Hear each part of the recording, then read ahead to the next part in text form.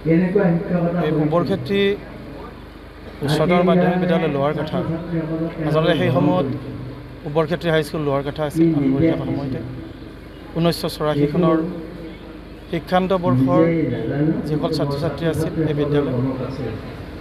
এই বিদ্যালয়ৰ ছাত্ৰ ছাত্ৰীসকলে আজি সমাবেত হৈ সহপাঠী 1984 সন্মিলনৰ আয়োজন কৰিছে। আপোনালোকে ইতিমধ্যে দেখিছে বিভিন্ন ৰাতিপুৱাৰ পৰা বিভিন্ন কাৰ্যসূচীৰে এই অনুষ্ঠানটো অনুষ্ঠিত হৈ আহিছে। এতিয়া আবাৰ এই সহপাঠী 1984 সন্মিলন আৰু গুৰু শিষ্যৰ মহামিলন শীৰ্ষক অনুষ্ঠানটি অনুষ্ঠিত হৈ আছে। আমাৰ যিসকল শ্ৰদ্ধাৰ শিক্ষাগুৰু এতিয়াও জীৱিত হৈ আছে তেখেতসকলক আমি নিমন্ত্ৰণ জনাইছোঁ। তেখেতসকলৰ লগত আমাৰ আজি মত বিনিময় হৈছে।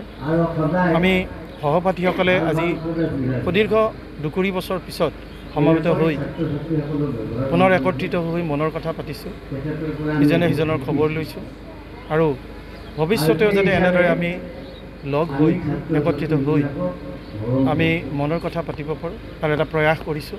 আৰু এই অনুষ্ঠানটোৰ লগত সংগতি ৰাখি আমাৰ সহপাঠী 1984 বুলি স্মৰণিকাখন প্ৰকাশ হৈছে আজি আৰু ইতিমধ্যে এই স্মৰণিকাখন আমাৰ শ্ৰদ্ধাৰ প্ৰমোদ গোস্বামী ছাৰে উন্মোচন কৰিছে।